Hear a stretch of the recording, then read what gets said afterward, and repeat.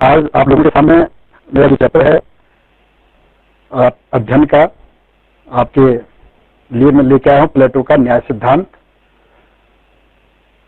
प्लेटो के न्याय सिद्धांत को जानने से पहले हम प्लेटो के बारे में थोड़ा बहुत समझ लेंगे। प्लेटो का जन्म 428 ईस्वी पूर्व एथेंस में हुआ था। प्लेटो के पिता का नाम अरिस्टोन, जो एथेंस के अंतिम जो शासक थे, सम्राट थे, उनके वंश में हुआ था। उनकी माता भी एथेंस के सूलन घराने की थी, जो प्रसिद्ध स्मृतिकार थे।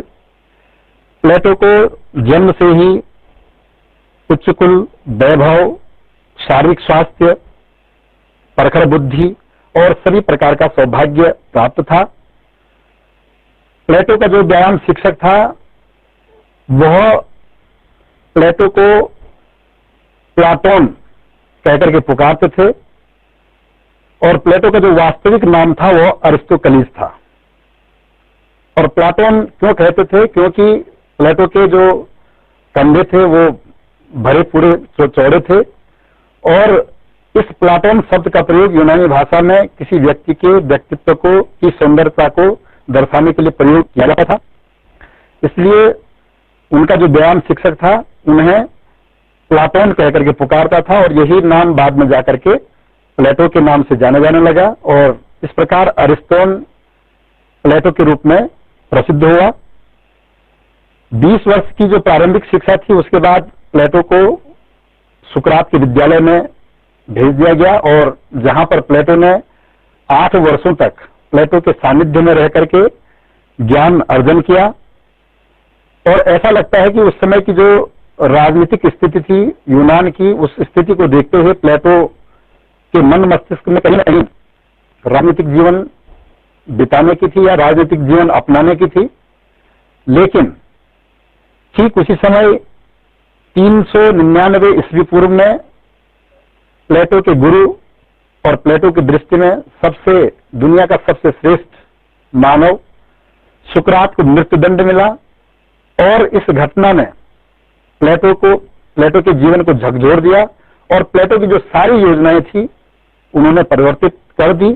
और प्लेटो ने तब से जो है दार्शनिक जीवन अपनाने का उन्होंने प्रण किया, और वे फिर जो है दार्शनिक जीवन ही उन्होंने बताया। अब हम प्लेटो के न्याय सिद्धांत के विषय में आते हैं, लेकिन प्लेटो का न्याय सिद्धांत जानने से पहले हम जानना चाहेंगे कि प्लेटो के दर्शन की मुख्य विशेषताएं क्या हैं। अगर आपने प्लेटो के दर्शन के बारे में, उनकी मुख्य विशेषताओं, दर्शन की विशेषताओं को अगर आपने पहचान लिया या उनको जान लिया, तो आप प्लेटो के संबंध में परीक्षा संबंधी या जो भी प्रश्न आपके आएंगे उनको आप आसानी से हल कर सकते हैं। तो प्लेटो के समय जो तत्कालीन जो यूनानी समाज था वह घोर अराजकता की स्थिति में था, और इस अराजक स्थिति के प्लेटो ने 2 कारण बताए थे। पहला कारण अज्ञान और दूसरा कारण स्वार्थ। प्लेटो ने अज्ञान को दूर करने के लिए मनोवैज्ञानिक औषधि उपाय भी उन्होंने बताया था कि इसकी मनोवैज्ञानिक औषधि उपाय के रूप में शिक्षा है, और स्वार्थ को मिटाने के लिए भौतिक औषधि के रूप में उन्होंने साम्यवाद के सिद्धांत को अपनाने की बात उन्होंने कही। और शिक्षा और साम्यवाद के सिद्धांत को परस्पर संबंधित करने के लिए उन्होंने अपना न्याय का सिद्धांत दिया। और प्लेटो की जो रिपब्लिक है, इसमें न्याय के संबंध में विस्तृत रूप से, यद्यपि यह शिक्षा शास्त्र में लिखा हुआ ग्रंथ है, लेकिन इसमें न्याय के संबंध में ज्यादा विस्तृत इन्होंने जोर दिया। तो इसलिए रूसो ने इसे न्याय पर लिखा गया सर्वश्रेष्ठ ग्रंथ इसको बताया। और प्लेटो ने अपने जीवन काल में लगभग 36 से और 38 पुस्तकों की रचना की, लेकिन यहाँ पर पॉलिटिकल दृष्टिकोण से, राजनीतिक दृष्टिकोण से, राजनीति विज्ञान के दृष्टिकोण से 3 पुस्तकें ही उनकी महत्वपूर्ण हैं: द रिपब्लिक, द स्टेटमैन और द लॉज। तो प्लेटो के दर्शन की जो प्रमुख विशेषताएं हैं उनमें नंबर 1 है, प्लेटो एक आदर्शवादी विचारक था। प्लेटो ने वस्तुओं को उस रूप में नहीं देखा जिस रूप में वे हैं। उन्होंने वस्तुओं को उनके आदर्श में देखा। इसीलिए प्लेटो ने उस समय का जो राज्य है उसका वर्णन न करके प्लेटो ने एक आदर्श राज्य की कल्पना की, जिस आदर्श राज्य में एक दार्शनिक जिसका शासन सत्ता संभालेगा और उस दार्शनिक की जो शासन सत्ता होगी उसमें न्याय होगा। और न्याय प्लेटो के अनुसार एक अंदर आत्मा की आवाज है। प्लेटो का जो दूसरा दर्शन का जो मुख्य विशेषता, दूसरी जो विशेषता है वह मानवीय आत्मा का उसने त्रिवर्गीय विभाजन किया। प्लेटो का मानना है कि प्रत्येक मनुष्य में 3 प्राकृतिक गुण होते हैं और इन 3 प्राकृतिक जो गुण हैं, इन प्राकृतिक गुणों का जिनमें उचित समन्वय होता है वही आदर्श व्यक्ति होता है, वही आदर्श मानव होता है। प्लेटो का मानना है कि व्यक्तियों में विवेक होता है, विवेक या मस्तिष्क हुआ, शौर्य या साहस हुआ, और तीसरा जो गुण है तृष्णा या एपिटाइट, जिसे आप क्षुधा भी कहते हैं।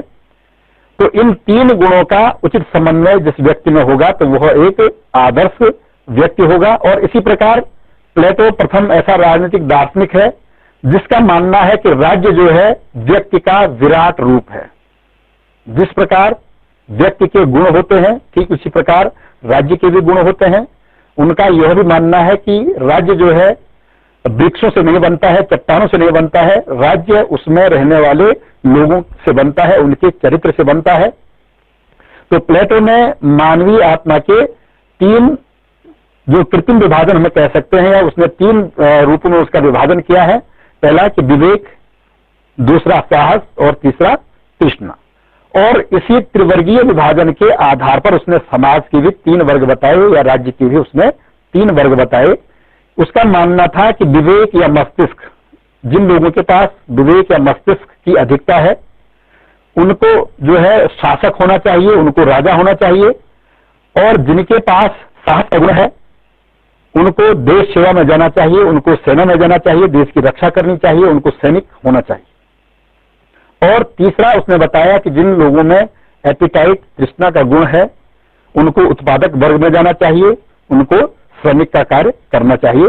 तो इस प्रकार प्लेटो ने अपने दर्शन में, उसकी जो दर्शन की विशेषता है, अपने दर्शन में प्लेटो ने समाज का त्रिवर्गीय विभाजन किया, मानवीय आत्मा का त्रिवर्गीय विभाजन किया, और उस त्रिवर्गीय विभाजन के आधार पर, उनके गुणों के आधार पर उसने समाज का भी 3 वर्गों में विभाजन किया। तीसरी जो विशेषता है प्लेटो के दर्शन की वह है सद्गुण ही ज्ञान है। इस सिद्धांत को प्लेटो ने जो है अपने गुरु सुकरात से, और यहां पर मैं बता देना चाहता हूं कि प्लेटो पर जो सबसे अधिक प्रभाव पड़ा वह सुकरात का पड़ा, और सुकरात प्लेटो के गुरु थे। तो प्लेटो के दर्शन में हमें सुकरात के जितने भी जो महत्वपूर्ण उसके सिद्धांत थे उन सिद्धांतों का जो प्रभाव है प्लेटो पर पड़ा। और इसीलिए मैक्सी ने एक जगह लिखा भी है कि प्लेटो में सुकरात पुनः जीवित हो गया। जो तीसरी विशेषता है सद्गुण ही ज्ञान है। प्लेटो का मानना है सिद्धांत के अनुसार धनी व्यक्ति ही चरित्रवान और शासन के योग्य होता है। तो इसलिए आप जब आगे जाकर के प्लेटो के शिक्षा सिद्धांत को पढ़ेंगे तो प्लेटो ने एक लंबी शिक्षा योजना इसीलिए उसने बनाई कि एक ज्ञानी व्यक्ति को ही शासन करने का अधिकार होना चाहिए, और उसने जो है एक लंबी शिक्षा योजना उसने तैयार की। उसने शिक्षा का एक लंबा पाठ्यक्रम तैयार किया, और उस पाठ्यक्रम के आधार पर जो लोग 50 वर्ष तक की आयु तक शिक्षा ग्रहण करेंगे, और शिक्षा ग्रहण करने के बाद ऐसे लोगों के हाथ में ही शासन की सत्ता सौंपी जाएगी। तो सद्गुण ही ज्ञान का सिद्धांत ही प्लेटो ने सुकरात से लिया।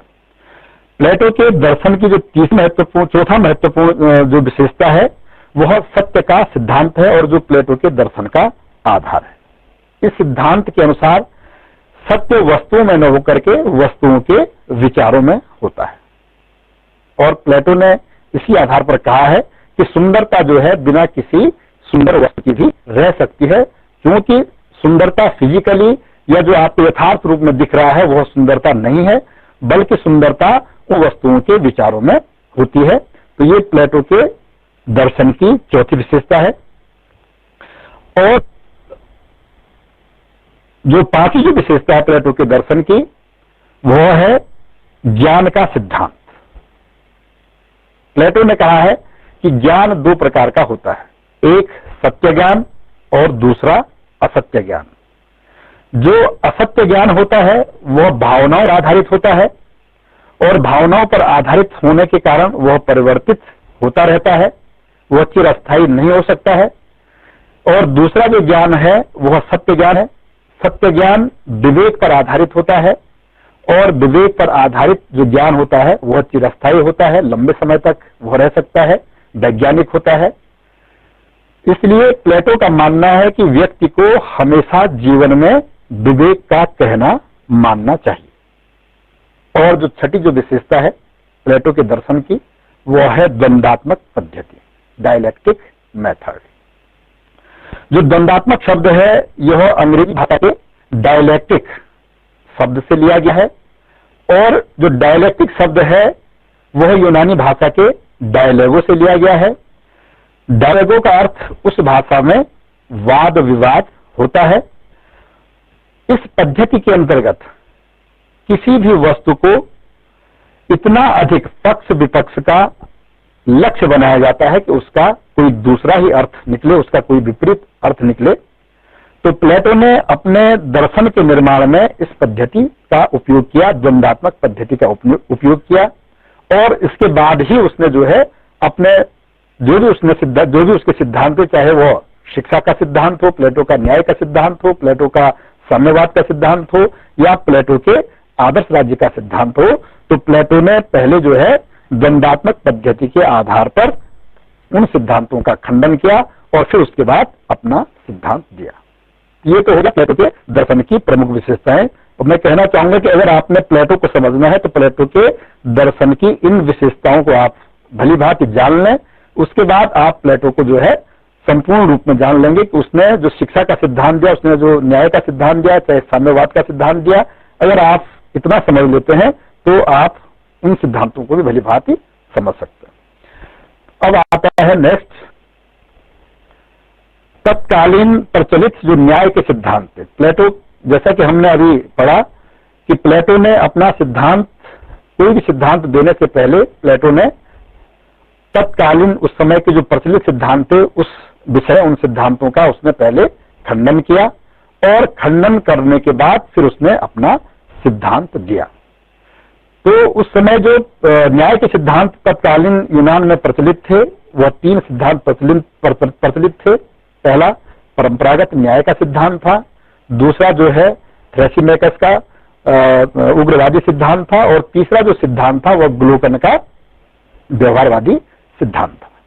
तो जो परंपरागत जो न्याय का सिद्धांत था, परंपरागत न्याय का सिद्धांत के जो प्रवर्तक थे, मानने वाले थे, वह सिफालस और उसका बेटा पोलीमार्कस था। यहां पर मैं चाहूंगा कि जो ओवरलैपिंग, अगर आपके यहाँ स्लाइड आपको दिख रही होगी, तो ये जो इसकी जो कंप्यूटर की जो फॉन्ट है उसकी वजह से ये सब हो गया है। तो कृपया आप उस पर न जाएं कि आपने कुछ किस तरह की स्लाइड बनाई है, मैं क्षमा चाहूंगा इसके लिए। तो जो तत्कालीन जो यूनानी जो समाज था, यूनानी समाज में जो परंपरागत न्याय का जो सिद्धांत था, उस न्याय के सिद्धांत में सिफालस और उसका बेटा पोलीमार्कस। तो जो सिफालस था, सिफालस का कहना था कि सत्य बोलना और लिया गया ऋण चुका देना ही न्याय, क्योंकि सिफालस जो है तत्कालिक जो व्यापारी वर्ग था, उस व्यापारिक वर्ग की जो न्याय के संबंधित जो नैतिकता का सिद्धांत था, उस सिद्धांत का उसने समर्थन किया कि सत्य बोलना, और अगर आपने किसी से उधार लिया है, ऋण लिया है, तो उस ऋण को चुका देना उनकी दृष्टि में न्याय हुआ। उसके बाद उनका बेटा जो पोलीमार्कस है, पोलीमार्कस ने कहा कि प्रत्येक व्यक्ति के साथ उस व्यक्ति के अनुरूप उचित व्यवहार करना ही न्याय है। इस उचित शब्द की आगे जाकर के उन्होंने जो व्याख्या की कि उन्होंने कहा कि न्याय एक कला है और कला चतुराई के साथ प्रयोग करने का नाम है। इस आधार पर आप कह सकते हैं कि मित्र के साथ मित्रता का व्यवहार करना चाहिए और शत्रु के साथ शत्रुता का व्यवहार करना न्याय हुआ। ये पोली मार्कस जो कि सेफालस का बेटा था, उनका सिद्धांत। प्लेटो ने इन सिद्धांतों का खंडन किया और प्लेटो का मानना था कि जो है ऋण चुका देना हमेशा न्याय नहीं हो सकता। कैसे? जो परिस्थितियां हैं, सभी परिस्थितियां हमेशा सभी परिस्थितियों में आप ये मान लें कि हमने जो है जो उधार लिया है वो उधार को चुकाना न्याय होगा, तो यह सभी परिस्थितियों पर लागू नहीं होता है। उदाहरण के रूप में आपकी क्लास में जो रवि और अमित सामने बैठे हैं, अगर रवि जो है अंकित को या जो श्याम है, जो भी आपके पड़ोस में बैठे हैं, इनका नाम मैं भी जानना चाहूंगा बाद में, अगर रवि जो है अंकित को कोई घातक अस्त्र उधार दे देता है, सपोज करो उनकी दादाजी की जो बंदूक है वो बंदूक इन्होंने जो है उधार ले ली कि मैं थोड़ी देर कैसे ले जाना चाहूंगा, आप मित्र हैं, आपने दे दिया, लेकिन थोड़ी देर के बाद उधार देने के बाद या एक दो दिन के बाद उधार देने वाले व्यक्ति की दशा खराब हो जाती है, वह जो है पागल हो जाता है और वह कहने लगता है कि नहीं, मैंने आपको जो सामान दिया था आप उस सामान को मुझे लौटा दो, उस घातक अस्त्र, आपकी जो बंदूक है, आपकी जो पिस्टल है या धारदार हथियार कुछ भी है, उसको मुझे लौटा दो। तो क्या ऐसी स्थिति में उस व्यक्ति को वह घातक अस्त्र लौटाना न्याय होगा? प्लेटो ने कहा कि यह जो है कभी भी जो है न्याय नहीं हो सकता है।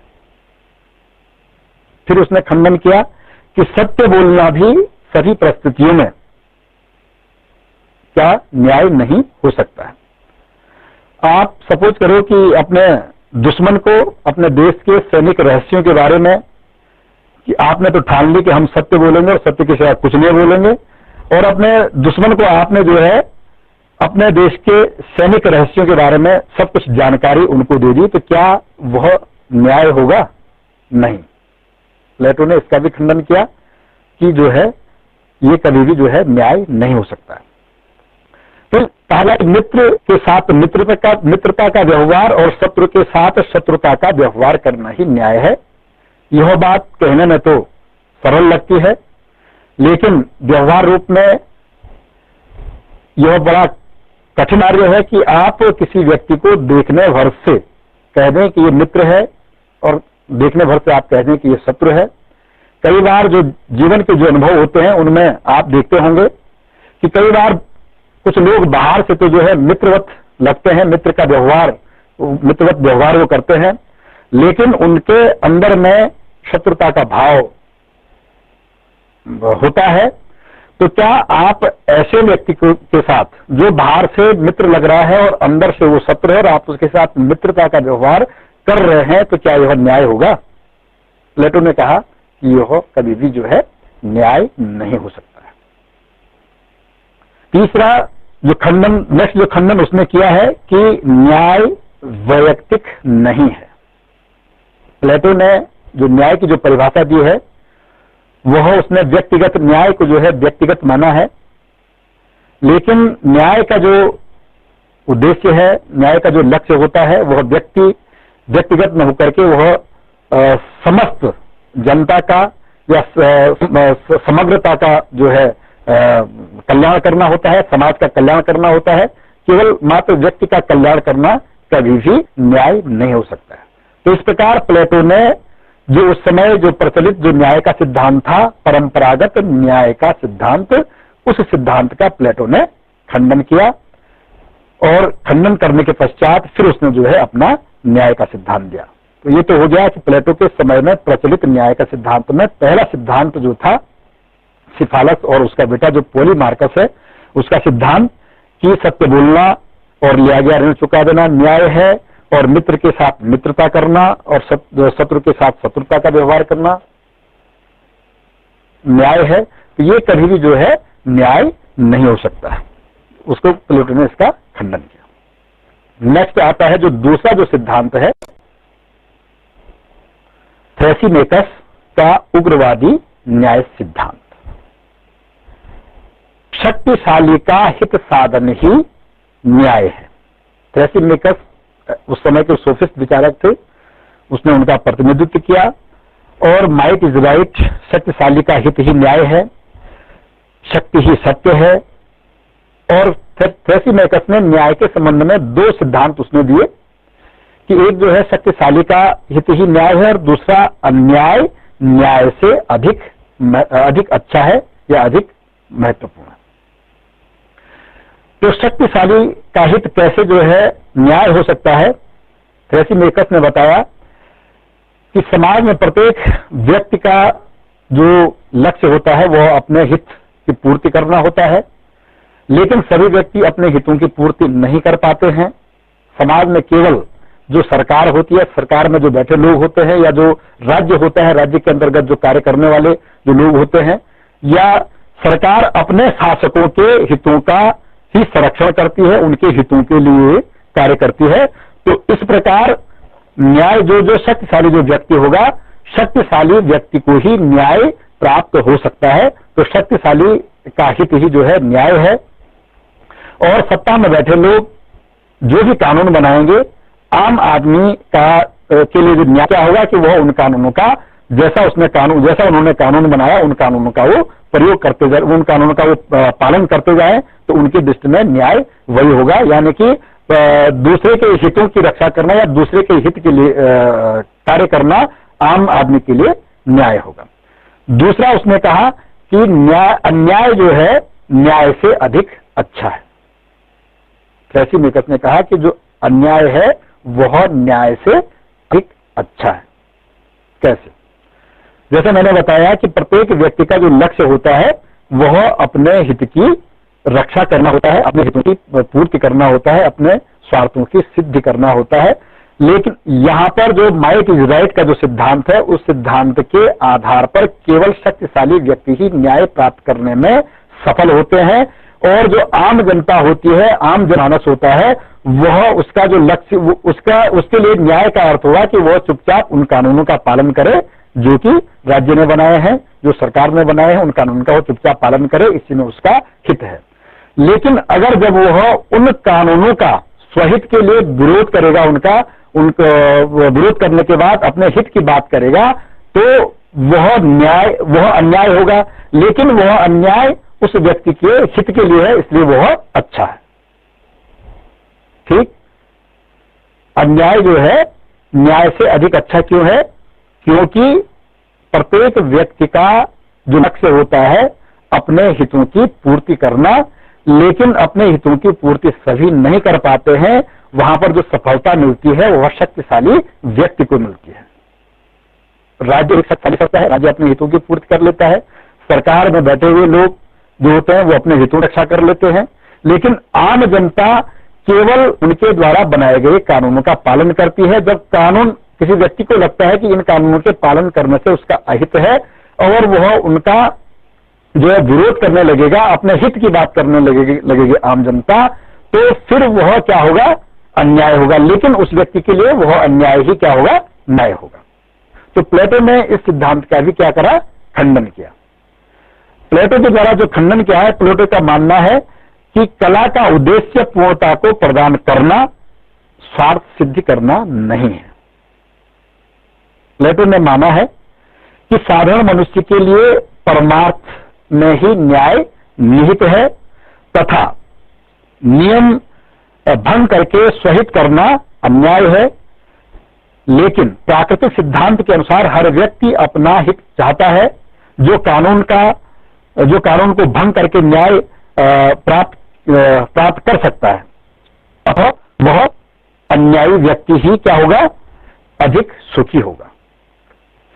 तो प्लेटो का मानना है कि अन्यायी व्यक्ति कभी भी जो है सुखी नहीं हो सकता है। जो अन्यायी व्यक्ति होगा वह हमेशा अन्याय के विषय में सोचेगा, न्याय की वह कभी बात नहीं कर सकता है।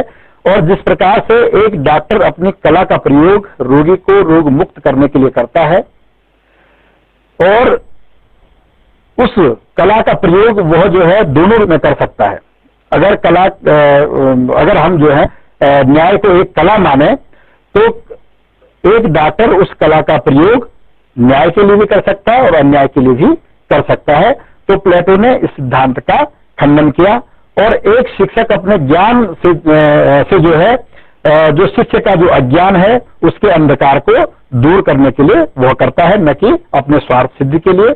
और जब वह ऐसा करेगा, अपने एक डॉक्टर अपने रोगी के रोग के निदान के लिए और एक शिक्षक अपने शिष्य के अज्ञान को दूर करने के लिए उस कला का प्रयोग करेगा, तो तभी जाकर के उस कला की सार्थकता होगी और तभी जाकर के वह न्यायपूर्ण हो सकता है। अन्यायी व्यक्ति न्यायी व्यक्ति से अधिक सुखी नहीं हो सकता है। तो ये जो है प्लेटो के द्वारा थ्रेसिमेकस का जो उग्रवादी सिद्धांत है उसका खंडन किया गया। नेक्स्ट आता है ग्लोकन का व्यवहारवादी सिद्धांत।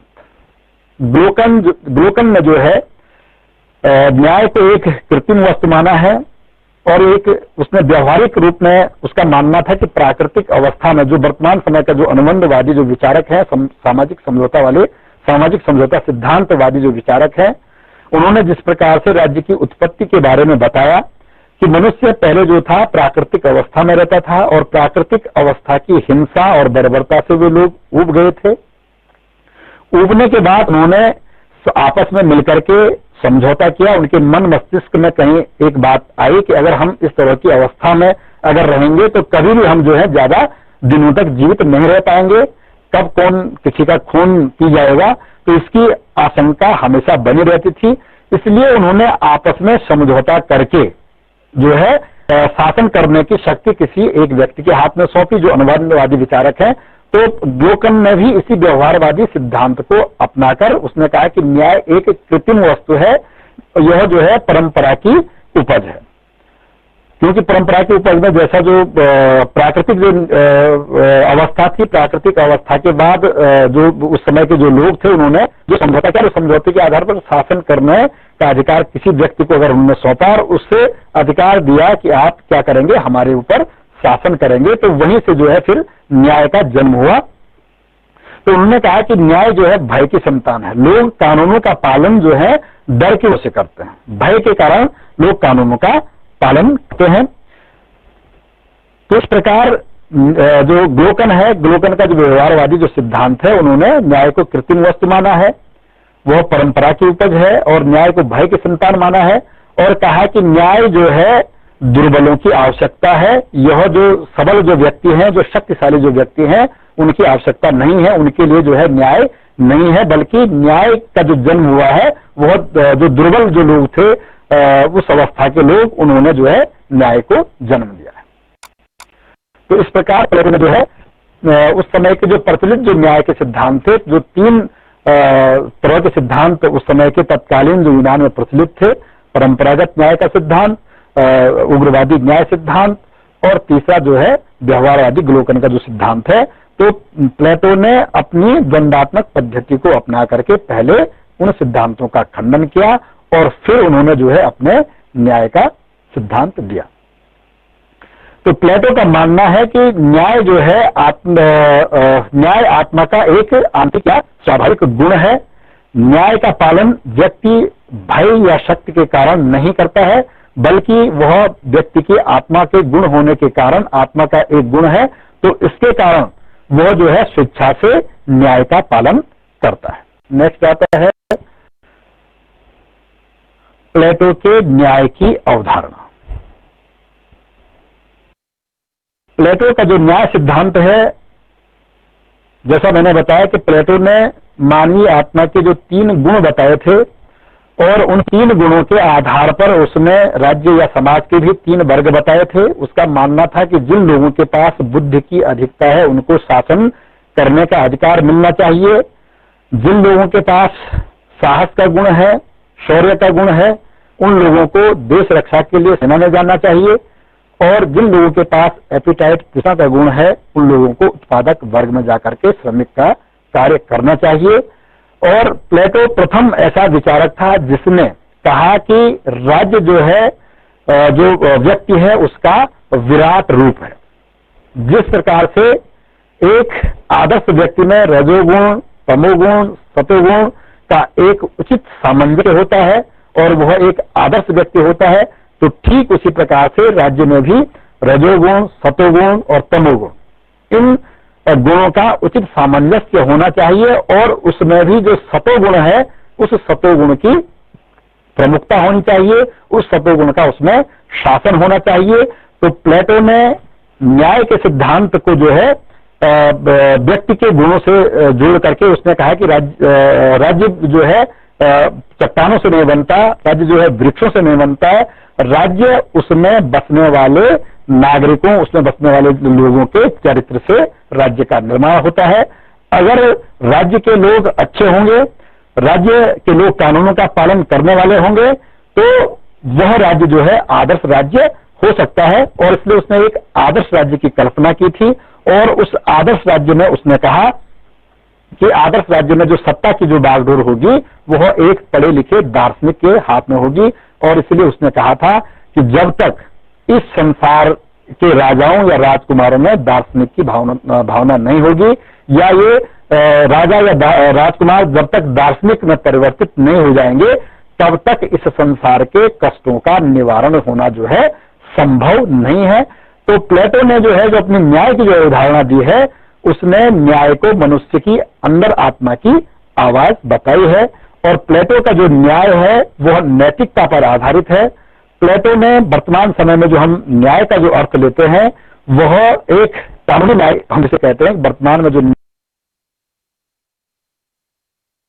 न्याय का जो स्वरूप है वह नैतिक न होकर के वह वैधानिक, क्योंकि वर्तमान में न्याय क्या है कि जो अगर कोई ऐसा मामला होता है जिस मामले में आप न्यायालय की शरण में जाते हैं, वहां पर न्यायाधीश आपके पक्ष और विपक्ष की बात सुनता है। पक्ष विपक्ष की बात सुनने के बाद जो तर्क होने के बाद जो न्यायालय जो निर्णय देता है उसके आधार पर वो वैधानिक स्वरूप हो गया, जो निर्णय मिला वह कानूनी न्याय हो गया।